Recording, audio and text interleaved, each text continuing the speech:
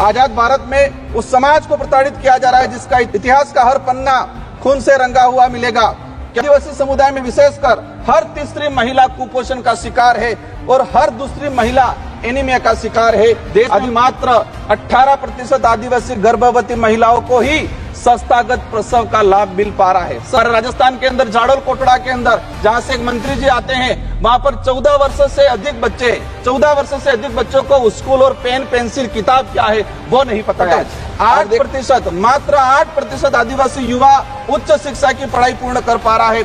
देश के अंदर देखा गया है वर्तमान में कि 85% आदिवासी परिवार की पहली पीढ़ी पढ़ रही है और 20% आदिवासी ऐसा है जिनकी पहली पीढ़ी भी आज पढ़ाई नहीं कर पा रहे हैं। मनरेगा की मजदूरी 200 रुपए मिल रही है, उसको 600 रुपए तक किया जाए और 100 दिन का जो रोजगार है वो 200 दिन तक किया जाए। जल जीवन मिशन की बात हो रही थी, लेकिन ट्राइबल इलाके के अंदर 27% टारगेट अभी तक पूरा हुआ है, वो भी सैंक्शन धरातल पे पानी नहीं पहुंचा है। मैं भारत आदिवासी पार्टी की तरफ से देश के आदिवासी, दलित, ओबीसी, मुस्लिम, अल्पसंख्यक, गरीब, मजदूर एवं इस देश में रहने वाला प्रत्येक गरीब वर्ग का व्यक्ति जो मानवता और भारत देश के संविधान में विश्वास करता है, उनकी तरफ से बोलने के लिए खड़ा हुआ हूं। आज देश का पढ़ा लिखा, डिग्रीधारी, शिक्षित, बेरोजगार युवा 200-300 रुपए में दिहाड़ी मजदूरी करने के लिए मजबूर हो रहा है और जो दूसरी तरफ जो विदेश में जा रहे हैं, जो रोजगार के लिए वो दोबारा पैरों में हाथों में बेड़िया लेकर वापस लौट रहे हैं। ये हमारा देश की स्थिति है पढ़े लिखे विशेषकर बेरोजगारों की। आदिवासी समुदाय ने जितना प्राकृतिक आपदा का कहर नहीं झेला है, उससे ज्यादा हजारों सालों से शोषण, अत्याचार, विस्थापन जैसे मानव निर्मित आपदाओं के कहर से जूझा है और उसका अगर उस आदिवासी समुदाय को आधुनिकता की लाइन में लाके खड़ा करना है तो विशेषकर एक आर्थिक पैकेज देने की आवश्यकता है और साथ ही संविधान के अंदर जो प्रावधान है 5वीं अनुसूची और 6वीं अनुसूची का और विशेषकर पैसा एक्ट को उसको धरातल पे लागू करने की सख्त जरूरत है। सभापति महोदय, देश के अंदर देखा गया है विस्थापन की जो समस्या, भारत देश में विकास के नाम से सबसे ज्यादा अगर कोई विस्थापित हुआ है तो आदिवासी समुदाय विस्थापित हुआ है। एक survey report Indian social institute की एक रिपोर्ट के अनुसार बताया गया है कि वर्ष 2010 से 2025 तक 15 सालों में 15 लाख आदिवासियों को विकास के नाम से विस्थापित किया गया है। वर्ल्ड बैंक की रिपोर्ट में बताया गया है कि विस्थापन आदिवासी समुदाय में से 50% आदिवासी परिवार पुनः विस्थापित नहीं हो पाते हैं। साथ ही भारत देश में एक सर्वे रिपोर्ट में आया है कि जो आदिवासी समुदाय है अपने जीवन काल के दौरान कम से कम 50% आदिवासी एक उम्र के अंदर 2 बार विस्थापित होते हैं। आजाद भारत में उस समाज को प्रताड़ित किया जा रहा है जिसका इतिहास का हर पन्ना खून से रंगा हुआ मिलेगा। क्योंकि आदिवासी जल जंगल जमीन की लड़ाई के लिए, देश की रक्षा के लिए मुगलों से, राजा रजवाड़ों से और अंग्रेजों से लड़ता आया, कभी झुका नहीं, लेकिन आज उनकी हालत बेहद बेहतर है। पिछले 10 सालों में भाजपा सरकार द्वारा धर्म की आड़ में कलम कागज के हथियारों से आदिवासियों के अधिकार, जल जंगल जमीन को हड़प कर आदिवासियों की मानसिक, आर्थिक, बौद्धिक हत्या करने का काम किया गया है। सभापति महोदय, आज बजट में सशक्त भारत बनाने की बात चल रही है, बनना चाहिए, हम भी चाहते हैं, हमारा देश मजबूत बनना चाहिए, विश्व शक्ति बनना चाहिए, लेकिन स्थिति क्या है? हमारे देश का जो भविष्य कुपोषण की बेड़ियों में जकड़ा हुआ है।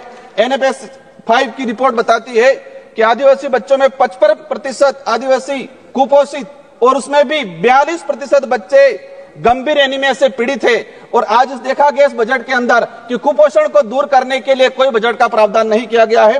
बेटी बचाओ बेटी पढ़ाओ का नारा लगा रहे हैं, बट हमारे देश की महिलाओं के लिए हम भी चाहते हैं कि मजबूत बने, सशक्त बने, लेकिन हकीकत क्या है? देश के अंदर देखा गया है कि आदिवासी समुदाय में विशेषकर हर तीसरी महिला कुपोषण का शिकार है और हर दूसरी महिला एनीमिया का शिकार है।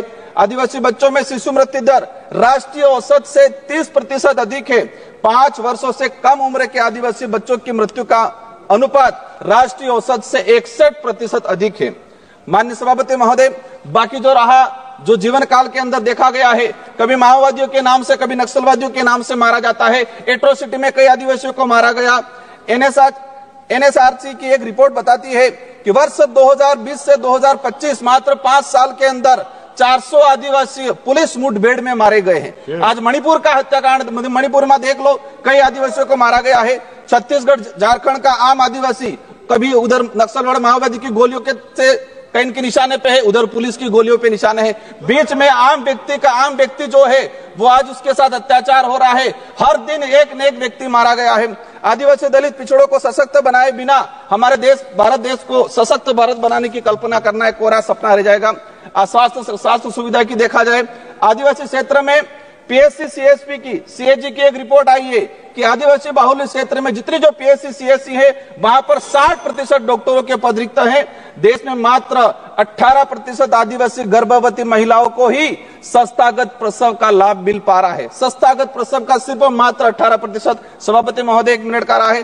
शिक्षा की बात करें, हमारे राजस्थान के अंदर जाडोल कोटड़ा के अंदर जहां से एक मंत्री जी आते हैं, वहां पर 14 वर्ष से अधिक बच्चों को स्कूल और पेन पेंसिल किताब क्या है वो नहीं पता है। आज देखा गया है यूनेस्को की एक रिपोर्ट में देश में 35% आदिवासी बच्चे ड्रॉप आउट हो रहे हैं और राष्ट्रीय औसत 12% है। 8%, मात्र 8% आदिवासी युवा उच्च शिक्षा की पढ़ाई पूर्ण कर पा रहा है।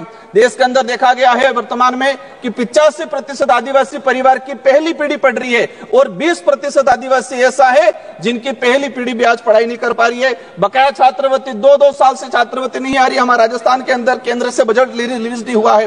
राष्ट्रीय विदेश छात्रवृत्ति योजना शुरू की 2013 के अंदर 20 बच्चे जा रहे थे आदिवासी समुदाय के, मैडम 1 मिनट का रहा है, और आज भी 20 बच्चे जा रहे। 2013 में हमारे देश से विदेश में 1,90,000 बच्चे पढ़ने जा रहे थे।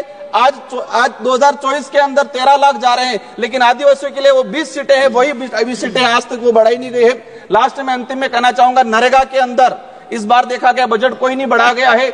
नरेगा की मजदूरी 200 रुपए मिल रही है, उसको 600 रुपए तक किया जाए और 100 दिन का जो रोजगार है वो 200 दिन तक किया जाए। साथ ही आंगनबाड़ी कार्यकर्ता से हर प्रकार की सर्वे करा जाते हैं, सेंट्रल गवर्नमेंट इसको हैंडओवर करे और आंगनबाड़ी कार्यकर्ता सहायिका को एक राजकीय कर्मचारी का दर्जा दिया जाए और उसको नियमित करके भुगतान किया जाए। जल जीवन मिशन की बात हो रही थी, लेकिन ट्राइबल इलाके के अंदर 27% टारगेट अभी तक पूरा हुआ है, वो भी सैंक्शन धरातल पे पानी नहीं पहुंचा है। अंत में कहना चाहूंगा, एकलव्य मॉडल की बात चल रही थी। हम चाहेंगे, अभी घोषणा के स्वागत करते हैं इस बात का, लेकिन उसको धरातल पे इंप्लीमेंट बहुत जल्दी होना चाहिए। किसानों की बात है, देखा गया किसानों पे गोलियां बरसाई जा रही। किसान क्या डिमांड कर रहा है? एमएसपी की डिमांड कर रहा है। किसान चाहता है जो खेत में जिस मेहनत से उसने कमाया है। सभा की कार्यवाही मंगलवार दिनांक 11 फरवरी 2025 को प्रातः 11 बजे तक के लिए स्थगित की जाती है।